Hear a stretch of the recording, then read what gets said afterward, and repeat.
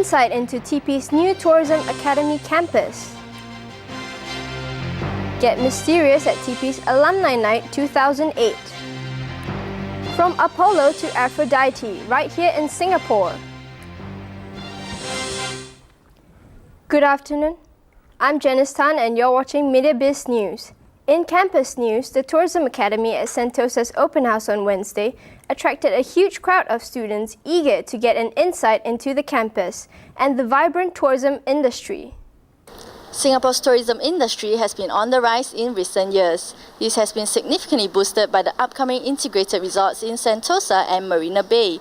With its recent open house, the Tourism Academy at Sentosa is the place to be for students who are looking for a head start in the tourism industry. Warm welcomes, fine food, and professional service. This is no pish-posh resort getaway, but your gateway to the tourism industry. The Tourism Academy at Sentosa held its annual open house on Wednesday, attracting secondary school students and international students all over. The Tourism Academy offers a 2-year diploma course in hospitality and tourism business. This course focuses on giving students hands-on experiences to prepare them for the real world. This diploma, 2 years in hospitality and tourism business, is quite a fast-paced course where students actually are put through the various industry challenges, including being trained in the restaurant, in the kitchen, the tourism business aspect, and various other areas that involve hospitality. So what is it really like to study on the sunny island itself? We hear from a student currently in his first year of study. I think it's an experience that you cannot find anywhere else. The international students that we have here is something that we don't get to find in the normal polytechnic. So I think that exposes us to a lot of different kinds of culture which we can use as experience when bringing out to the real world. With such an exciting and conducive learning environment, it's no wonder visitors to the open house are brimming with enquiries. Even while busy with food tasting, visitors are having one-on-one chats with lecturers to know more about the curriculum and the mission. The response so far has been overwhelming. This time we are seeing about 100 over people that have registered with us. Overall, the experience has been a wonderful one for this open house. For now, we have more than what we want in a response for the first run. And this has been Yip Kaman for MediaBiz News. Temasek Polytechnic's annual Alumni Night was held last Friday. The event welcomed not only the alumni but also third-year students and their guests. Mystery. That is the name of TP Alumni Night 2008. The night started off with a speech from Student and Alumni Affairs Department Director Sharon So. Following the successes of previous years, the targeted number of attendees this year is 200. The response received was better than expected. I would say that this year we have a much more enthusiastic crowd.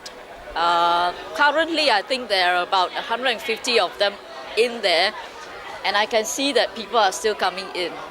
So we do want to see this sustained, and I think we can with a larger alumni base as the years go by. One of the highlights is the 3 acts put up by the CCA group Dramatech.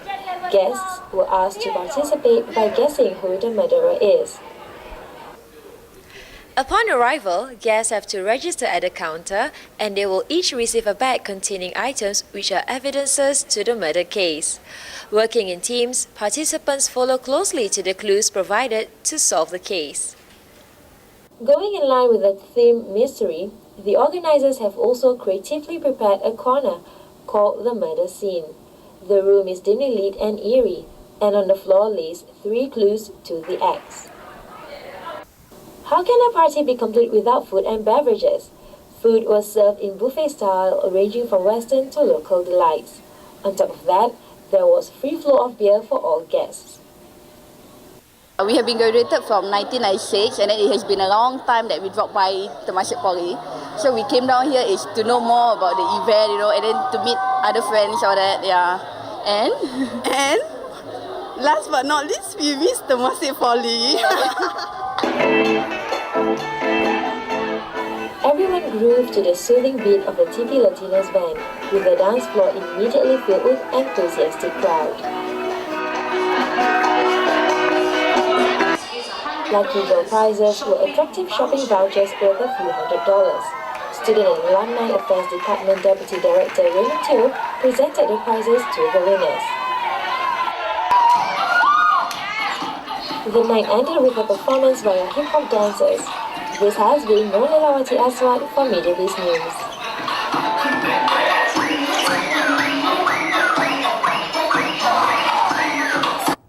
And that was not the only thing happening in campus. First Avenue, Temasek Polytechnic's very own apparel store, has reopened its doors. Located in the cozy corner of the Temasek Polytechnic Business School lies a mini shopping haven known as First Avenue. Managed entirely by second-year students from the Diploma in Retail Management, First Avenue is an on-campus training store to help students develop their skills and expertise by managing all aspects of retail management. Branding themselves as the new age retailers, First Avenue offers a wide selection of products for all customers. From ladies' wear to menswear, accessories, beachwear, and even footwear, you will be spoilt for choice.